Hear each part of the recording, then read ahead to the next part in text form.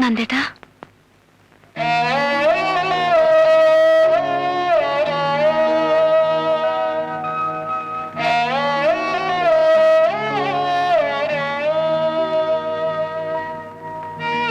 ക്ലോക്കിൽ രണ്ടടിക്കുമ്പോഴും ഞാൻ ഉണർന്നു നടക്കായിരുന്നു. നന്ദേട്ടൻ എന്താ ഇവിടെ അങ്ങ് കിടന്നുകളഞ്ഞത്? എവിടെങ്കിലും കിടന്നാ പോരെ? ഇന്നലെ രാത്രിയിലത്തെ മൂഡ് മാറിയില്ലെന്ന് തോന്നുന്നു. ചായ കുടിക്കേ? അവിടെ വെച്ചേക്ക്. നന്ദേട്ടൻ എന്തു പറ്റി? എന്നോട് എന്തെങ്കിലും ദേഷ്യം ഉണ്ടെങ്കിൽ തുറന്നു പറയണം. ഈ അവഗണന എനിക്ക് സഹിക്കാൻ പറ്റില്ല.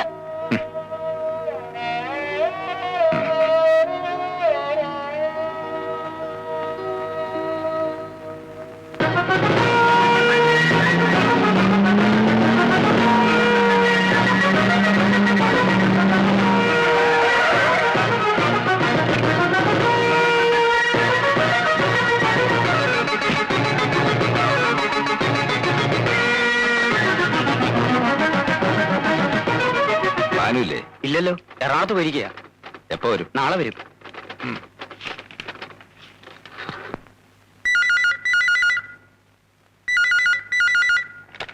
ഹലോ, അമ്മയ്ക്ക് ഫോൺ കൊടുക്ക. നന്ദേട്ടാ, ഇത് ഞാനാ, ആതിര. അമ്മയ്ക്ക് ഫോൺ കൊടുക്കാൻ. ആരാ മോളെ? അമ്മയ്ക്ക് ഫോൺ. ഹലോ, നന്ദന. അവളോട് കുറച്ചു ദിവസം അവളുടെ വീട്ടിൽ പോയി നിൽക്കാൻ പറ. ഞാൻ വിളിച്ചിട്ട് വന്നാ മതി. നീ എന്ത് ഭ്രാന്തായി പറയുന്നത്? എന്താ കാര്യം? അമ്മ ഞാൻ പറഞ്ഞത് കേട്ടാ മതി. എന്താ അമ്മേ? നിങ്ങൾ തമ്മിൽ എന്തെങ്കിലും സംസാരം ഉണ്ടായോ? ഇല്ല. അവന്റെ മനസ്സിൽ എന്തോ ഉണ്ട്. നന്ദേട്ടൻ എന്താ അമ്മേ പറഞ്ഞത്? നീ കുറച്ചു ദിവസം നിന്റെ വീട്ടിൽ പോയി നിൽക്കാൻ. അവൻ വിളിച്ചിട്ട് നീ ഇങ്ങോട്ട് വന്നാ മതിയെന്ന്.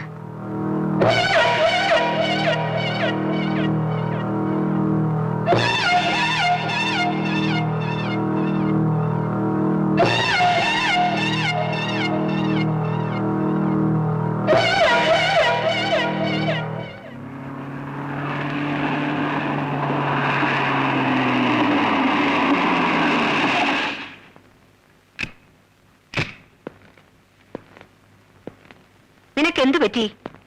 അവള് പോയില്ലേ? ഇല്ല. കാര്യമറിയാതെ അവളെ പറഞ്ഞു വിടുന്നത് ശരിയല്ലെന്ന് എനിക്ക് തോന്നി. ഒരു രാത്രി കൊണ്ട് ഇവിടെ എന്താ ഉണ്ടായേ? അമ്മ അത് അറിയണ്ട. അമ്മയ്ക്കറിയണം. വീട്ടിൽ പറഞ്ഞു വിടാൻ മാത്രം എന്ത് തെറ്റാ അവൾ ചെയ്തത്? അവള് ചീത്ത അമ്മേ.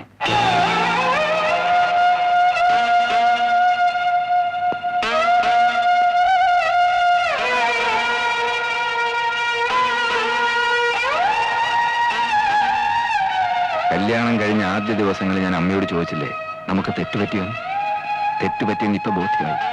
അവളും ഭാനും കൂടെ എന്നെ പറ്റിക്കായിരുന്നു. നിന്നോട് ഇതൊക്കെ ആര് പറഞ്ഞു? എന്റെ കൈ തെളിവുണ്ട്. അവക്ക് പോലും നിഷേധിക്കാൻ ഒക്കാത്ത തെളിവ്. അവളിപ്പം നിന്റെ ഭാര്യ മാത്രമല്ല, നിന്റെ കുഞ്ഞിന്റെ അമ്മ കൂടെയാണ്. ശരിക്കും ആലോചിച്ചിട്ട് വേണം പറയാൻ. ഞാൻ ഒത്തിരി ആലോചിച്ചിട്ടെടുത്ത തീരുമാനമാണ്. ഇനി അവൾ ഇവിടെ നിന്നാ എനിക്ക് ഭ്രാന്ത് പിടിക്കും.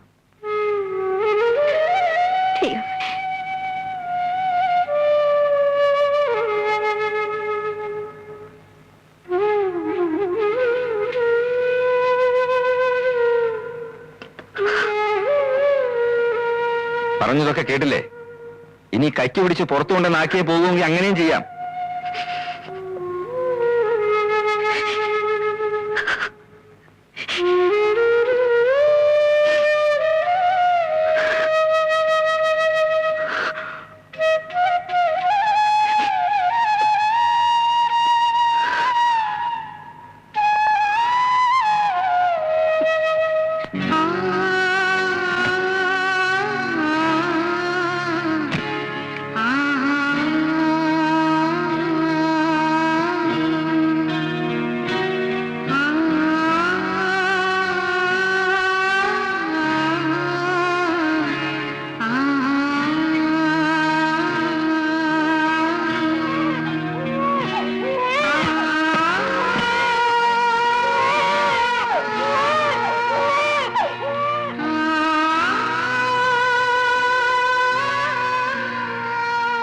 മോളെ, ഞാൻ കാരണം നന്ദേട്ടന് ഭ്രാന്ത് പിടിക്കണ്ട. എന്നെ പിടിച്ച് പുറത്താക്കുന്നതിന് മുൻപ് ഞാൻ സ്വയം പൊയ്ക്കോളാം. പോട്ടെ അമ്മേ.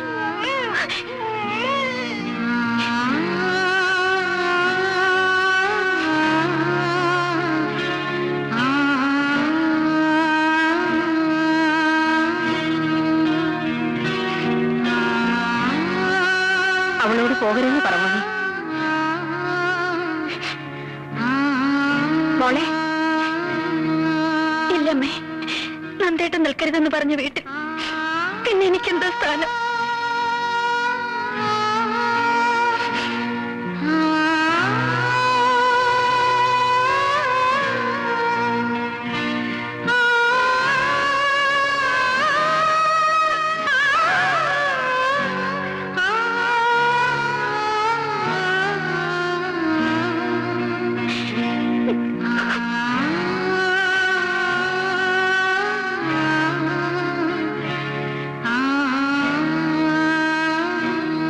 താനെന്തിനാ ഇപ്പൊ ഇങ്ങോട്ട് വന്നേ?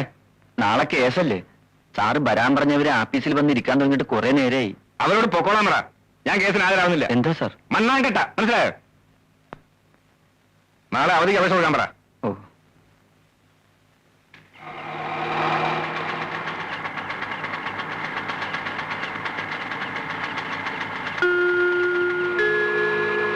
അയ്യോ, മോളല്ലേ?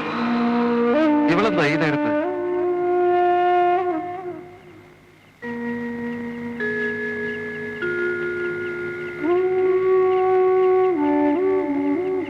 നീ എന്താ മോളെ ഈ നേരത്ത്? നന്ദൻ വന്നില്ലേ?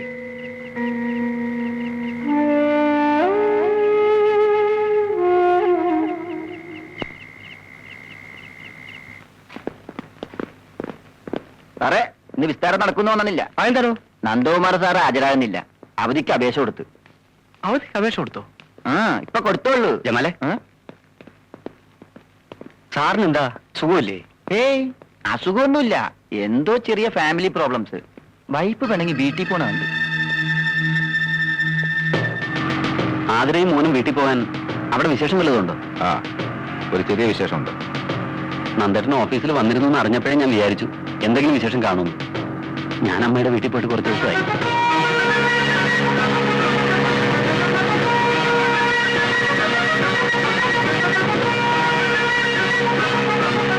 എന്തിനാ നന്ദേട്ട ഇപ്പൊ സ്പീഡ്? നിങ്ങൾക്ക് പോയാൽ പറയും.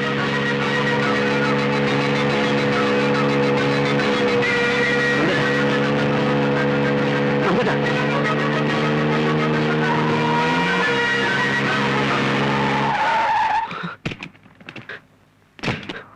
ഏത് നരയത്തിലെ കിടന്നറിയാതെ ഞാൻ ഈ വണ്ടി കയറില്ല.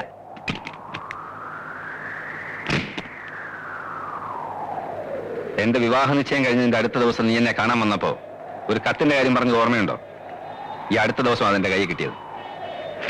ദാ വായിച്ചു നോക്ക്.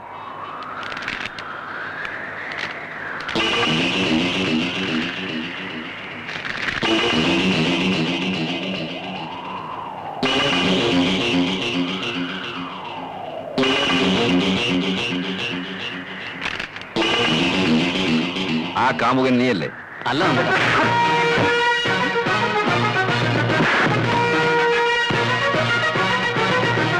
പിന്നെ ആരാടാ പട്ടി? നന്ദേട്ടാ, ഞാൻ പറയുന്നത് കേൾക്ക്. നന്ദേട്ടാ, ആതിരയുടെ ഭാവന സൃഷ്ടിയാണ് ആ മനുഷ്യൻ. നന്ദേട്ടന്റെ പ്രപ്പോസൽ അവൾക്ക് ഇഷ്ടമല്ലായിരുന്നു എന്നുള്ളത് സത്യമാണ്. ഒരു പുരുഷനെയും കണ്ണിൽ പിടിക്കാത്ത ആതിരയ്ക്ക് അവളുടെ സങ്കല്പങ്ങളുമായി ഒരു ബന്ധവുമില്ലാത്ത നന്ദേട്ടന്റെ ആലോചന മുടക്കാൻ അവൾ കണ്ടെത്തിയ വഴിയാണ് ഈ കത്ത്. അല്ലാതെ ഇതിൽ യാതൊരു സത്യാവസ്ഥയില്ല. കൊള്ളാം നിന്റെ കണ്ടുപിടുത്തം. പെണ്ണുങ്ങളെ വശീകരിക്കാൻ മാത്രമല്ല നിനക്ക് വിരുത്. നീ ഒരു പഠിച്ച കള്ളന. സാക്ഷികളെയും കള്ളസാക്ഷികളെയും തിരിച്ചറിയാനുള്ള ബുദ്ധി എനിക്കുണ്ട്. ഞാനിപ്പോ എന്ത് പറഞ്ഞാലും നന്ദേട്ടന് മനസ്സിലാവില്ല. നന്ദേട്ടന്റെ മനസ്സിൽ നിറയെ സംശയങ്ങളാ. അതേടാ, സംശയമാ. എനിക്ക് എല്ലാരെയും സംശയമാ. പക്ഷെ എന്റെ ജീവിതം തൊലച്ചതിന് നിന്നെ ഞാൻ വെറുതെ വിടുന്നു വിചാരിക്കണ്ട.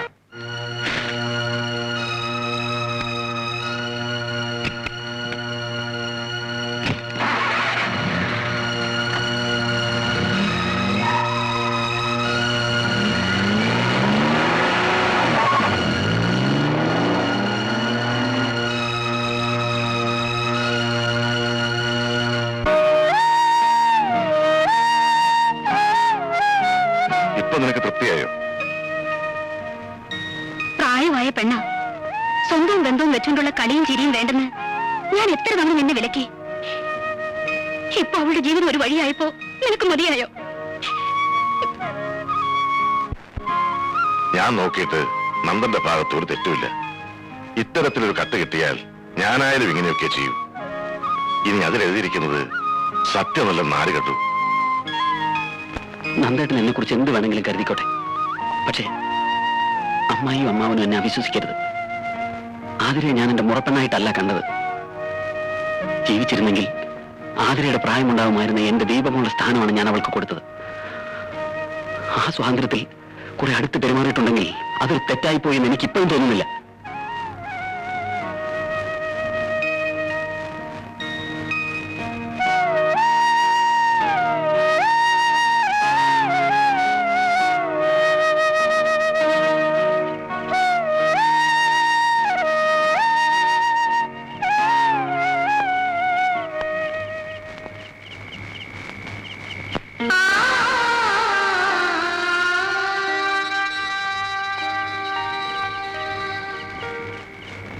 കൂട്ടുകാരുടെ മുമ്പിൽ ഷൈൻ ചെയ്യാൻ വേണ്ടി നമ്മൾ പല കുസൃത്തരങ്ങളും കാണിക്കും.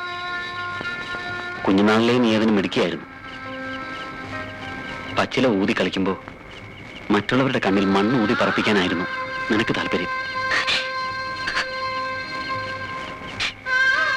നന്ദേട്ടന്റെ പ്രപ്പോസൽ മുടക്കാൻ വേണ്ടി മാത്രമല്ല, ഫ്രണ്ട്സിന്റെ മുമ്പിൽ വലിയവളാകാൻ കൂടിയ മോൾ അങ്ങനെ ഒരു കത്ത് എഴുതിയെന്ന് ഭാനുട്ടനറിയാം. പക്ഷെ ആ കുസൃതി ഒരു ബൂമറാങ് പോലെ തിരിച്ചു വന്നല്ലോ മോളെ. കരയാൻ വേണ്ടി പറഞ്ഞതല്ല. എന്നെ ആരെത്ര വേണമെങ്കിലും അവമാനപ്പെടുത്തിക്കോട്ടെ, നാട്ടുകാർ പറയുന്ന ഒന്നും തിരുത്താൻ ഭാനുട്ട് മെനക്കെടാറില്ലെന്നറിയാലോ. മോളുടെ കാര്യം അതല്ല. നന്ദേട്ടന്റെ തെറ്റിദ്ധാരണ മാറ്റാൻ എന്നാലാവുന്നതൊക്കെ ഞാൻ ചെയ്യും.